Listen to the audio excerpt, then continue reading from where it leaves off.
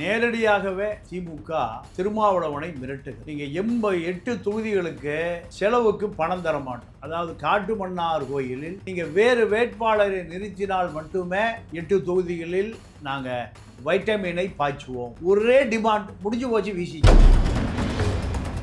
திருமாவளவன் ஆடி போய் உருக்குலைஞ்சு அவருடைய யதார்த்தம் காணாம போய் இந்த கட்சி நடத்துவதற்கு அண்ணன் திருமா தகுதியானவர்கள் சந்தேகம் கட்சி தொண்டனுக்கே வந்திருக்கு. காட்டுமன்னார் கோயிலுக்கு ஒரு தியாகம் செய்த ஒரு சிறுத்தை கூட இல்லையா? என்னுடைய கணிப்புப்படி திமுக அடி வாங்குவதை போல விசிகாவும் பலத்த அடி வாங்கும் இந்த 8 தொகுதிகள். மெரிபா பன்னீர் சோடா, ஐ ட்ரஸ்ட் மெரிபா. 7,000 கோடி ரூபாய் அண்ணாமலைக்கு திமுகவே கொடுத்திருக்காங்க. அப்போ மோடியே விருப்பப்பட்ட பிறகு அண்ணாமலை சீட் கிடைக்காம போன எந்த பதவி கிடைக்காது. எடப்பாடி சிஎம் ஆயிட்டாருன்னா அண்ணாமலை மீது வழக்கு பாய், அண்ணாமலை மீது அமலாக்கத்துறை வழக்கு பாய்வதற்கு எடப்பாடியே அழுத்தம் கொடுக்கும். தேர்தலை எது தீர்மானிக்குது? ஜனநாயகம் அல்ல, பணநாயகம். பணநாயகத்தை மக்கள்கிட்ட செலுத்தி திமுக முதல் ரவுண்ட்ல ஜெயிச்சு, 2வது ரவுண்டுல எடப்பாடி தங்கி பின்தங்கி நிற்கிறார். 3வது ரவுண்டுல விஜய் பணமே கொடுக்காம நிற்கிறார். ஆனா மனிதாபிமானத்துல விஜய் ஆட்கள் பணம் கொடுக்காம நிற்கிறார்.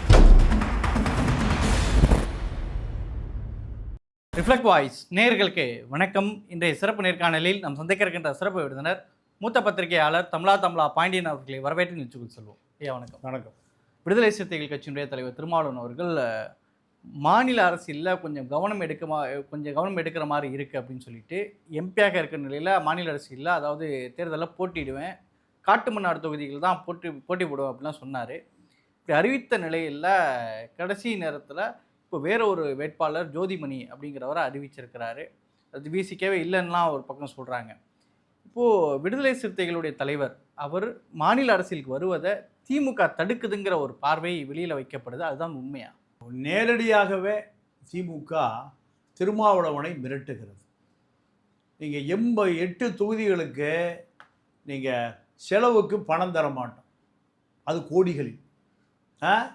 நீங்கள் மாநில அரசில், அதாவது காட்டுமன்னார் கோயிலில் நீங்கள் வேறு வேட்பாளரை நிறுத்தினால் மட்டுமே 8 தொகுதிகளில் நாங்கள் வைட்டமினை பாய்ச்சுவோம். ஒரே டிமாண்ட் முடிஞ்சு போச்சு. வீசிக்க அப்போது நீங்கள் 50 கோடி ரூபாய் செலவு செய்து உங்களை சிதம்பரத்தில் நாங்கள் ஜெயிக்க வச்சுருக்கோம். 50 கோடி. இப்போ 50 கோடி ரூபாய் எங்களுக்கு நட்டம் இல்லை. சிதம்பரத்தை நீங்களே வச்சுக்கங்க. யார் சொல்கிறா? திருமாவளவன் சொல்கிறாரு, சிதம்பரம் எனக்கு வேண்டாங்க, நீங்களே வச்சுக்கங்க. இல்லை, இந்த தேர்தலுக்கு நாங்கள் செலவு பண்ண மாட்டோம், நீங்களே செலவு பண்ணி ஜெயிச்சுங்க. இப்போது திமுக முதல் ரவுண்டு 2,000 ரூபா கொடுத்து முடிச்சாச்சு. இதில் விசிகா பணம் கொடுக்கலைன்னா 8 தொகுதியிலையும் வாய்ப்பே இல்லை. அப்போது திருமாவளவனுக்கு வைக்கப்பட்ட செக்கே இதுதான். தேர்தலுக்கு ஒரு தொகுதி 10 கோடி ரூபா, இந்த 10 கோடியே தரவே மாட்டோம், நீங்களா ஜெயிச்சுங்க. திருமாவளவன் விளவளத்து போகிறார். இதை நீங்கள் இந்த தேர்தலில் காட்டுமன்னார் கோவிலிலிருந்து திருமாவை விலக்குவது என்பது, இந்த அசைன்மெண்ட்டை யார்கிட்ட கொடுத்தா? ரவிக்குமார்ட்ட கொடுத்துட்றாங்க திமுக. நீங்கள் திமுக யார்கிட்ட கொடுத்துட்றாங்க? ரவிக்குமார். அப்போ நீயே உங்களால் டீல் பண்ணு. ரவிக்குமார் ஒரே கல்ல 5-6 மாங்க அடிக்கிறார். சிந்தனை செல்வன் அவர் பகுதியில் ஜெயிக்க முடியாது. அவர் தொகுதியில் ஜெயிக்க முடியாது. நீங்கள் ஒரு புள்ளி விவரம் சொல்கிறேன் பாருங்க. நீங்கள் முதல்லையே இதை நான் எடுக்காமல் விட்டுட்டேன். இப்போ நான் இந்த புள்ளி விவரங்களை சொல்கிறேன். இதில் என்ன புள்ளி விவரம்னா, விசிகா வெற்றி பெற்ற 8 தொகுதி இருக்குல்ல, 4 தொகுதி இல்லை, போன முறை வெற்றி பெற்ற. ஆமாம். இப்போ ஆமாம், இதில் காட்டுமன்னார் கோயிலில் 10,565 வாக்கு ஜெயிச்சிருக்காங்க. யார்? விசிகா. அந்த தொகுதி இப்போ காட்டுமன்னார் கோயிலில் 10,565 தொகுதிகளில் விஜய் பாதி வாக்கை பிரிச்சுருவார். அப்போது 5,000 ஓட்டில் தடுமாறி தான் ஜெயிக்க முடியும். ஒன்றா செய்யூரில் 4042 வாக்குல தான் யார் ஜெயிச்சிருக்கா? செய்யூரில் விசிகா ஜெயிச்சிருக்கு.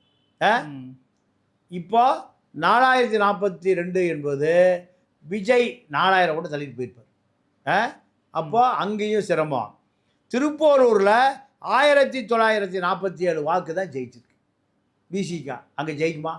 பணம் இல்லாமல் ஜெயிக்க முடியுமா? முடியாது. அடுத்து பண்ருட்டியில் 4697 வாக்கில் தான் வேல்முருகன் ஜெயிச்சிருக்கு. இப்போ வேல்முருகன் இல்லை, வன்னியர்களும் இல்லை, அங்கே பண்ருட்டியில் ஜெயிக்குமா? இப்போ கரண்ட் தொகுதி வாய்ப்பே இல்லை. பெரிய குளத்தில் 8538 வாக்குகள் தான் திமுகவே ஜெயிச்சிருக்கு. திமுக பணம் கொடுக்காம அங்கே ஜெயிக்குமா? வாய்ப்பே இல்லை. அதே போல் அரக்கோணத்தில் அதிமுக 27,169 வாக்கு வாங்கியிருக்கு. இந்த அரக்கோணத்துக்கு இப்போ யாருக்கு தள்ளி விட்டுருக்காங்க? விசிகாவுக்கு. திண்டிவனத்தில் அதிமுக 9753 வாக்கில் அதிமுக ஜெயிச்சிருக்கு. அங்கே திண்டிவனத்தில் வன்னியரசு ஜெயிப்பாரா? அதே போல் கள்ளக்குறிச்சியில் 25,891 வாக்குகள் அதிமுக ஜெயிச்சிருக்கு. அங்கே ஜெயிக்குமா விசிகா? இதுதான் நிலைமை. அப்போது பணமும் இல்லை. திருமாவளவன் ஆடி போய் உருக்குலைஞ்சு அவருடைய யதார்த்தம் காணாமல் போய் இதெல்லாம் திமுக கொடுக்குற அழுத்தம். அதன் பிறகு ரவிக்குமார் என்ன பண்ணுறாரு? சிந்தனை செல்வம் அங்கே வந்தால் ஜெயிச்சிருவார். சிந்தனை செல்வம் சீட்டு கொடுக்கக்கூடாது. இது அத்தனை ரவிக்குமாருடைய வேலை. சங்கத்தமிழை வந்தால் ஜெயிச்சிருவார். அப்போ இளைய பெருமாளுடைய மகன் ஜோதிமணிக்கு சீட்டு கொடுக்குறாங்க. அவரை நான் விசிகாவே இல்லைங்க. எவ்வளோ கொடுமை நடந்திருக்குன்னு பாரு. இந்த கட்சி நடத்துவதற்கு அண்ணன் திருமா தகுதியானவர்கிற சந்தேகம் கட்சி தொண்டனுக்கே வந்திருக்கு. ஏன் காட்டுமன்னார் கோயிலில் ஒரு சிறுத்தை இல்லையா? ஒரு தியாகம் பண்ணவும் இல்லையா? ஜெயிலுக்கு போனவன் இல்லையா? அடி வாங்கின வாங்கினவன் இல்லையா? அப்போ ஜோதிமணி யார்? ஜோதிமணியை திணித்தது ரவிக்குமார். அப்போ இவர்கள்லாம் யார்? விடுதலை சிகிச்சைக்குள்ள விஷ கிருமிகள் ஊடுருவி விட்டார்கள். என்னுடைய கணிப்புப்படி திமுக அடி வாங்குவதை போல விசிகாவும் பலத்த அடி வாங்கும் இந்த 8 தொகுதிகள். இந்த டிமாண்டை உங்களுக்கு நாங்கள் செலவுக்கு பணமே கொடுக்க மாட்டோம். இதை சொன்ன பிறகுதான் நிலை குலைந்து போன திருமா எப்படியோ முடிவு பண்ணுங்க. இதை ரவிக்குமாரின் யோசனைப்படி தான் ஒரு காங்கிரஸ்காரரான ஜோதிமணியை திருமாவளவனுடைய இடத்தில் வைத்து கொடுக்கப்பட்டிருக்கு. அப்போ திருமாவளவனை ரவிக்குமார் மூலம் திமுக ஆப்ரேட் பண்ணுது. ஷானவாஸ் ஆப்ரேட் பண்ணதை போல விசிகாவை ரவிக்குமார் மூலம் இது ஆப்ரேட் பண்ணுது. உயர்நிலை குழுவில் அது முடிவெடுத்துருக்கணுமா இல்லையா? அது முடிவெடுக்கல. அப்போ ஒரு சிறுத்தை கூட இல்லையா? காட்டுமன்னார் கோயிலுக்கு ஒரு தியாகம் செய்த ஒரு சிறுத்தை கூட இல்லையா? அவருடைய அரசியல் என்பது பின்னோக்கி நகர்த்தப்படுகிறது. இது ஒரு ஆபத்தான போக்கு. இல்லை, அதை காங்கிரஸ் இப்போ நீங்களே சொன்ன மாதிரி விசிகால இவ்வளோ சிறுத்தைகள் இருக்கிறாங்க, ஈழவளவன் மாதிரி பல டெல்டாவில் பல பேர் இருக்கிறாங்க. அவங்களெல்லாம் விட்டுட்டு ஒரு காங்கிரஸ்காரர் கொடுக்குறாங்க. கட்சியினர் எப்படி இதை பார்ப்பாங்க? லோக்கலில் கட்சியினர் முதல்ல இதை ஏற்றுக்கொள்வாங்களா? நான் அவரே டிவி பார்த்து ஜிஞ்சிக்கிட்டலாம் சொன்னாரா தான் சொல்கிறாங்க. அப்படி இருக்கும்போது எதுக்கு காங்கிரஸ்காரங்களுக்கு கொடுக்க வேண்டிய தேவை என்பது கட்சி தொண்டர்களுடைய மனநிலை இது என்னவா இருக்குது? இல்லை, இது விசிகா பொது மக்களுடைய வாக்கு. அதாவது விசிகாவில் இருக்கக்கூடிய உறுப்பினர் அல்லாத நீங்கள் அது தலித் மக்கள் இருக்காங்கல்ல, அவர்கள் திமுகவினுடைய அழுத்தம் என்பது தெரிஞ்சு போச்சு. இவருக்கு சுயமாக முடிவெடுக்க முடியாத இயலாமை என்பது தெரிஞ்சு போச்சு. இந்த கோபம் எப்படி யார் மேலே வருது? திமுக மீது வருது. திமுக இந்த தேர்தலில் 3% வாக்கு உள்ள தலித்து வாக்குகளை இழந்து விட்டது. நேரடியாகவே இழந்துருச்சு. நேரடியாகவே விடுதலை சிறுத்தைகளுடைய நிர்வாகிகள் கூட திமுக போட மாட்டாங்க. இந்த சூழலை உருவாக்கியது ரவிக்குமாரும் திமுக தான். இன்னொரு ஷானவாஸ், ஆளூர் ஷானவாஸ், இன்னொரு அவர் இப்போ ஒரு இவ்வளோ நாள் பார்க்காதவர் நேற்று வந்து பார்த்துட்டு போயிட்டார், போய் தேர்தல் வேலை செய்ய அனுப்பிச்சி விட்டார்.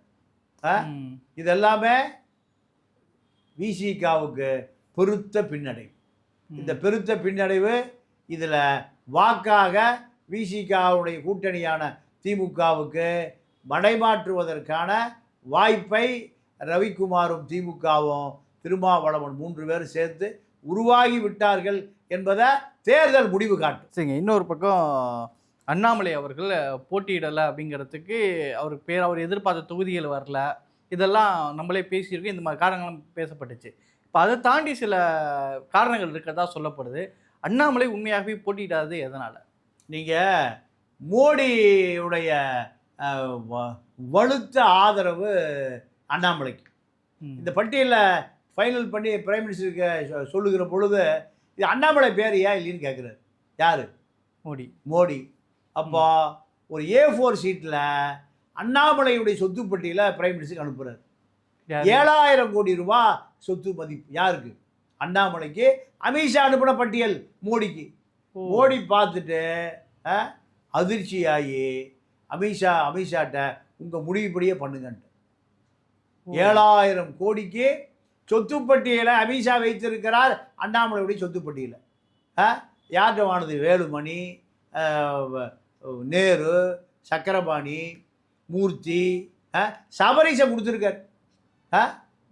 சபரீசன் கொடுத்துருக்கார். சபரீசன் மீது இதுவரை வழக்கு பாயாது ரகசியம் அண்ணாமலையும் அண்ணாமலையுடைய பாஸ் PL சந்தோஷ் 2. இப்போ சந்தோஷிக்கான அண்ணாமலைக்கான 7,000 கோடி ரூபாய் அண்ணாமலைக்கு திமுகவே கொடுத்துருக்காங்க. அப்போ அமித்ஷாவுடைய கோபம் நியாயமானது, மோடியுடைய கோபம் நியாயமானது, மோகன் பகாவத்துடைய கோபம் நியாயமானது. இந்த நபர் பாஜகவுக்கு தேவையில்லாத நபர். இதை அமித்ஷாவே முடிவு செய்த பிறகு யார் இதை மாற்ற முடியும்? அமித்ஷாவுடைய பட்டியலில் அமர் பிரசாத் கிடையாது, அஸ்வத்தமனு கிடையாது, வினோஜ் பி செல்வத்து கிடையாது. எல்லாம் அண்ணாமலையுடைய ஆட்கள். இவர்கள் கட்சியை கெடுத்து குட்டிச்சவர் ஆக்கிய ஆட்கள் எல்லாம் திமுகவுடைய மறைமுக பினாமிகள். இந்த ஆட்களை எப்படி பாஜகவில் வச்சிருக்க முடியும்? இதுதான் அமித்ஷா அனுப்பிய A4 சீட் அண்ணாமலை மீது. இதன் காரணமாகத்தான் மோடியே விருப்பப்பட்ட பிறகு அண்ணாமலை சீட் கிடைக்காம போச்சு. அண்ணாமலை திமுகவை விரட்டி திமுக மீது வழக்கு பாயாமல் திமுகவை பலவீனப்படுத்தாமல் பார்த்து கொண்ட நபர் தான் அண்ணாமலை. திமுக ஃபைல்ஸ் 1, ஃபைல்ஸ் 2, ஃபைல்ஸ் 3ன்னு எல்லாம் ஏமாற்று நாடகம். நீங்கள் பாஜக பாதுகாப்பாக இருக்க வேண்டிய எடப்பாடிக்கு தொந்தரவு. பாஜக ஒழிக்க வேண்டும் என்று விரும்புகிற திமுகவோடு கள்ளக்கூட்டு. அப்போ இந்த அண்ணாமலையை எப்படி பாஜக ஆதரிப்பான்? பாஜக உடைய பட்டியலில் எப்படி இந்த நபர்கள் அண்ணாமலையுடைய ஆதரவாளர்கள்லாம் வருவாங்க? அண்ணாமலை உடைய அரசியல் வாழ்க்கை தேர்தலோடு முடிந்து போனது. எந்த பதவி கிடைக்காது. அண்ணா ஒரு தப்பி தவறி எடப்பாடி CM ஆயிட்டார்னா அண்ணாமலை மீது வழக்கு பாயும். அண்ணாமலை மீது வழக்கு அமலாக்கத்துறை வழக்கு பாய்வதற்கு எடப்பாடியே அழுத்தம் கொடுப்பார். அவ்வளோ கோபமாக இருக்கார் அமித்ஷாவுடைய கடும் கோபம் தேர்தல் முடிந்த பிறகு வழக்காக மாறுவதற்கு வாய்ப்பு இருக்குது. அந்த 7,000 கோடி ரூபாய் சொத்துக்கள் பறிமுதல் செய்வதற்கும் வாய்ப்பு இருக்குது. சரிங்க, இப்போ இன்னொரு பக்கம் வந்து இப்போ தேர்தல் பரபரப்பாக ஆரம்பிச்சிருச்சு, எல்லோரும் சூறாவளி பிரச்சாரம் தொடங்க ஆரம்பிச்சிட்டாங்க. இப்போ இந்த தேர்தலை பொறுத்த வரையும் ஜனநாயகம் அப்படின்றத தாண்டி பணநாயகம் பெரிய அளவில் ரோல் பண்ணுது. பணம் எல்லா இடங்களையும் விளையாடப்படுது. அதாவது ஒரு பக்கம் செக்கிங் பண்ணுறாங்க, பறக்கும்படை ஒரு இடத்துல தடுக்கிறாங்க. இதெல்லாம் இருந்தாலும் அதை தாண்டி இந்த இடத்துல வந்து பணங்கிறது ஒரு பெரிய ரோல் பண்ணுது அப்படின்றாங்க. இது எந்த அளவுக்கு உண்மையானது? நீங்கள் திமுகவுடைய மாப்பிள்ளை சபரீஷன் ஒரு IT படித்தவர், அமெரிக்காவில் வேலை பார்த்தவர். இந்த திமுகவை வெற்றி பெறுவதற்கான லாபியை உருவாக்கியவர் அவர் தான், ஃபார்முலாவை உருவாக்கியவர் அவர் தான். எப்படின்னா, போன முறை உருவாக்கியது பிரசாந்த் கிஷோர் அல்ல, எடப்பாடி தான் திமுகவை ஜெயிக்க வச்சார். எடப்பாடி பாஜகவோடு சேர்ந்த பிறகு முஸ்லீம் சமூகம் பூரா திமுகவுக்கு ஓட்டு போட்டாங்க. அதுதான் திமுக அதிமுகவுக்கான 3.5% வித்தியாசம். ம். இந்த வித்தியாசம் இப்போ மீண்டும் ஆட்சிக்கு வர வேண்டும், நீடிக்க வேண்டும் என்பதற்காக இந்த மாப்பிள்ளை சபரீஷன் ஒரு வருடத்திற்கு முன்பே விஷன் 200 ஒரு திட்டம் இருந்தது தெரியுமா? ஆமாம். இந்த திட்டம் என்னன்னா 2000 ரூபாய் விஷன், அது 200 இல்லை, விஷன் 2000. 200 சீட்டு, ஆனால் 2000 ரூபாய். அப்போ விஷன் 200 2000 அதை பேரை மாற்றிக்கலாம். இப்போ அதை விஜய் தொகுதியில் 5000, சில இடங்களில் 10,000. விஜய் நிற்கக்கூடிய திருச்சி கிழக்கு பெரம்பூரில் 10,000 ரூபா ஓட்டுக்கு கொடுப்பதற்கு தயார். உதயநிதி என்ன சொல்கிறாரு, இவர் விஜய் வந்து விடவே கூடாது. நீங்கள் விஜய் கட்சியினுடைய ஒரு மாவட்ட செயலாளர் பூக்கட குமார், அவர் தான் மாவட்ட செயலாளர் விஜய் கட்சியில். அவர் தான் பொறுப்பு எங்கள் பெரம்பூரில். இப்போ அவர்கிட்ட மக்கள் போய் கேட்குறான், என்னங்க ஒன்றும் கிஃப்ட் பாக்ஸே கொடுக்கல, குக்கர் வரல, பணம் வரல, ஹாட் பாக்ஸ் வரல, எப்போங்க கொடுப்பீங்க? ஆனால் எதிர்முகாம் வேட்பாளர் நீங்கள் வேண்டியதை கொடுத்துட்டாரு. விஜய் சொல்லிட்டார், பணம் கொடுத்தெல்லாம் ஓட்டு வேண்டாம், வர்ற ஓட்டு வரட்டும், நாமே இந்த ஃபார்முலாவை உடைக்கக்கூடாது. திமுகவுடைய ஜனநாயகம் பணநாயகத்தை நாம் அதை பின்பற்றக்கூடாது. விஜய் இன்னைக்கு உண்மையாகவே விஜய் கட்சி மட்டும்தான் பணம் கொடுக்காம தேர்தல் சந்திக்கும். இதில் மக்களின் மனநிலையில் முதலிடத்தில் விஜய். நானே விஜய் ஆதரிக்கிறேன். நீங்கள் புஷி தொகுதி டி நகர், புஷிகிட்ட போய் கேட்டிருக்காங்க, என்னங்க ஒரு வீட்டுக்கு 2000 தட்டுமுடி சாமானா ஒரு வருஷமாக கொடுத்துட்ருக்காரு. யார்? டி நகர் சத்யா. டி நகர் சத்யாவுடைய பிரச்சார பீரங்கி விந்தியா தெரு தெருவாக போயிட்டுருக்கு, வீதி வீதியாக போய் பிரச்சாரம் பண்ணுது, விந்தியாவும் டி நகர் சத்யாவும். ஆனால் புஷி அங்கே எந்த வேலையும் செய்யலை. ஏன்? பணம் கொடுக்கூடாதுன்ட்டார் விஜய். பொட்டி வச்சிருக்காரு யார்? புஷி. ஆனால் பொட்டியை தொடக்கூடாதுன்ட்டார். அதனால் டி நகரில் புஷி ஒரு பொருட்டே அல்ல. ஆதவர்ஜுனா தொகுதியில் யாருன்னா சபரீஷனுடைய நெருங்கிய நண்பர் கார்த்தி 5000 ரூபா கொடுக்குறது தயார். எப்போ? 23 தேர்தல் 20ஆம் தேதி ஒரு ஓட்டுக்கு 5000 போய் சேர்ந்து. எந்த காரணத்திலையும் பழைய நண்பன் ஜெயிக்கவே கூடாது. யார் சொல்கிறா? பழி வாங்குகிற உணர்ச்சி யாருக்கு? சபரீஷனுக்கு. ஜெயிக்கவே கூடாது. என்கிட்டயே ஜெயிக்க விரட்டி விட்டேன், திருமாவளவன்கிட்டையும் எம்பி சீட்டு வாங்கி ஜெயிக்க முடியாது விரட்டி விட்டேன். இப்போ விஜய் கட்சியிலையும் டெபாசிட் போகணும். என்னுடைய பழைய நண்பன் பழி வாங்குகிற குணம். இதில் புட்டி அவங்க தயாராக இருக்கார். ஆதவர்ஜுனா பொட்டியை லாட்டி பொட்டி அவங்க தயார். விஜய் சொல்லிட்டார், பொட்டியில் அவுக்கூடாது. போடாட்டி போகிறான், தோற்று போனாலும் பரவாயில்ல, பார்த்துக்கலாம். இதில் பணம் கொடுக்காமல் ஜெயிக்கிற ஒரே வேட்பாளர் விஜய் தான், விஜயுடைய ஆட்கள் தான். இதில் அதே போல் உதயநிதி சொல்லிட்டாரா, திருச்சி கிழக்கு பெரம்பூரில் 10,000 ரூபா கொடுத்தா அது விஜய் தோக்கடிச்சிருக்கு. இங்கே மாப்பிள்ளை, அங்கே மகன். ஆதவர்ஜுனாவுக்கு மாப்பிள்ளை, விஜய்க்கு மகன். திமுக 2 பேரும் எப்பாடுபட்டாவது விஜய் தோக்கடிக்கணும். இதில் விஜயை பொறுத்த வரைக்கும் எப்பாடுபட்டாவது பணம் கொடுக்கக்கூடாது. இது நல்ல ஃபார்முலா. இதுக்கு நடுவில் அதிமுக பொறுத்த வரைக்கும் அமைச்சர்களை அதிமுக வாக்கு கேட்டு போகிற போது துரத்தி அடிக்கிறான் மக்கள். வேலுமணி செந்தில் பாலாஜியை போட்ட பிறகு தொண்டாமுத்தூரில் எந்த பாக்ஸையும் காணா, எந்த பணத்தையும் காணா, பொட்டியே அவுக்கல. எடப்பாடி முதலமைச்சர் ஆவதுக்கு நாம ஏன் செலவு பண்ணணும்? எடப்பாடி நம்ம கொடுக்க லிஸ்டெல்லாம் தூக்கி போட்டார். நம்முடைய பினாமிகளை உள்ளே வர முடியல. இது வேலுமணிக்கு பணமே செலவு பண்ணல. தங்கமணி எழுத்து கொக்கு பாலுன்னு ஒரு சுயேட்சை வேட்பாளர், இவரை திமுக சீட்டு கொடுத்து தொகுதி பூரா 3000 ரூபா கொடுத்து முடிச்சிட்டார். இவர் 500 ரூபா உலகமாக கஞ்சன். எனக்கு தெரிஞ்ச நிலக்கரியில் மட்டும் தங்கமணி திருடுனது 1,00,000 கோடி. அது பூரா யார்கிட்ட இருக்குன்னா, நீங்கள் அந்த அந்த தொகுதியில் அவருடைய பினாமி வேட்பாளர், இந்தியா முழுக்க முட்டை விற்கக்கூடியவர், அவர் ஒரு வேட்பாளர். அவர்கிட்ட இவருடைய எல்லா பணமும் இருக்குது. அவர் பேர் என்னன்னா ஸ்ரீதேவி மோகன். அவர் ஒரு தொகுதியில் நிற்கிறாரு, நாமக்கல்லில் நிற்கிறாரு. அவர் தங்கமணி 2 பேரும் சேர்றது கஷ்டம். ஏன் 500 ரூபா எடுத்துகிட்டு போகிறார் யார்? தங்கமணி. மக்கள் சொல்கிறான், யோ நான் முதல்ல 2000 வாங்கிட்டோம். எவ்வளவு? 2000. இந்த 500 வச்சு ஊருக்கு வச்சுன்னா உள்ளே விட மாட்டோம் உன்னைய. 2500 கொடுத்து குடியா? உன்ட்டு இல்லாத பணமா? நிலக்கரி இந்தோனேஷியாவில் கப்பலே காணா, எல்லா நிலக்கரி நீயே திருடிட்டியா? நீயே செந்தில் பாலாஜி 2 பேரும். அதனால் பணமே இல்லாமல் ஊருக்குள்ளே வராதுன்ட்டான் மக்கள் பூரா. யாரை பார்த்து? அதிமுக பார்த்து. நத்த விஸ்வநாதன் அவர் தொகுதியில் காது கேட்கல, கண்ணு தெரியல, இந்த சூழலில் நான் இதுக்கே செலவு பண்ணணும். எடப்பாடி முதலமைச்சருக்கு நான் ஏன் பணத்தை எடுக்கணுமா? எடுக்க முடியான்ட்டார். இவர் வாங்கி கொடுத்த வேட்பாளரும் பணம் செலவு பண்ணல. நத்தம் கொடுப்பான்னு பார்த்தாரு, நத்தம் கொடுக்கல. அந்த திண்டுக்கல் சீனிவாசன் அவர் எடப்பாடி பணம் கொடுப்பாரு எதிர்பார்த்துட்டு இருக்கேன். என்கிட்ட ஏரியா பணம்.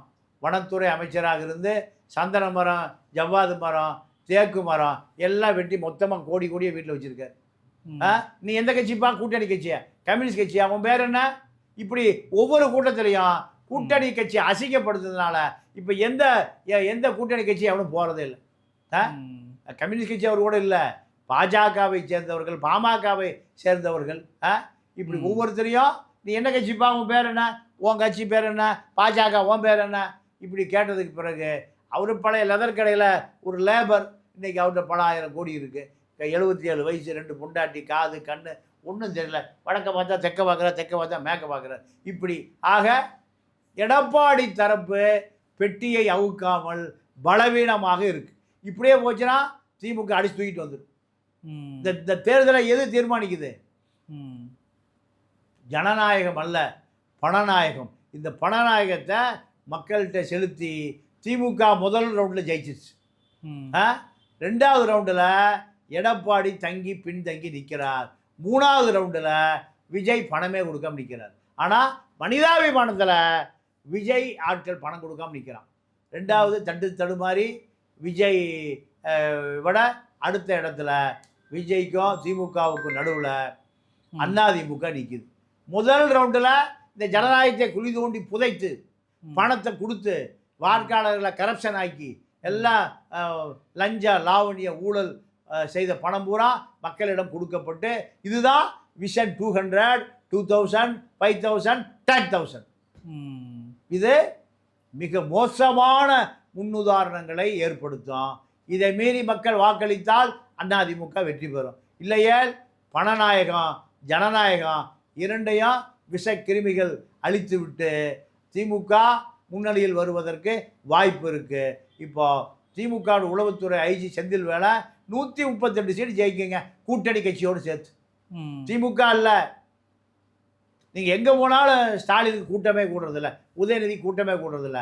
அப்போ இது செய்தி மக்கள்கிட்ட போய் சேர்ந்து விடக்கூடாது என்பதற்காக நீங்கள் பலூன் பாலிசி, கருப்பு பலூன் எங்கே வேணால் கட்டிட்டு கையில் வச்சுட்டு இது அப்படியே கூட்டம் இல்லைன்னா கூட இந்த செய்தி மாறும் என்பது திமுக தலைமை கொடுத்த ஐடியா. ஆக திமுக கூட்டணி இத்தனை பணத்தை கொடுத்து பலவீனமாக இருக்குது. பணமே கொடுக்காமல் 2ஆம் கட்டம் எடப்பாடி, பணத்தையே கண்ணில் காமிக்காமல் 3ஆம் கட்டம் விஜய். இதுதான் ஜனநாயகத்தில் ஒரு பணநாயகம். இந்த தேர்தல் முடிவு உண்மையான ஜனநாயகமா அல்லது பணநாயகமா அல்லது இடைப்பட்ட நாயகமா என்பதை தேர்தல் முடிவு நமக்கு காட்டும். சரிங்க, இன்னொரு தேர்தல் நெருக்கத்தில் இருக்கிறோம். இதுக்கிடையில் தேர்தல் கட்சி ஒவ்வொருவரும் பல கருத்து கணிப்புகளை போடுறாங்க. ஒவ்வொரு கட்சிகளும் தனக்கு சார்பாக வந்துச்சுன்னா அந்த கருத்து கணிப்பை ஏற்றுக்கிறாங்க, எல்லாம் மறுக்கிறாங்க. இப்படின்னு இந்த ஜனநாயகம்ங்கிறது எப்படி பணநாயகமாக மாறுவதற்கான முயற்சிகள் நடந்துகிட்டு இருக்கு அப்படின்றத கருத்துக்களை முன் வச்சிருக்கீங்க. கருத்துக்கு நேரத்துக்கு மிக நன்றி. நன்றி, வணக்கம். மெரிபா பன்னீர் சோடா, ஐ ட்ரஸ்ட் மெரிபா.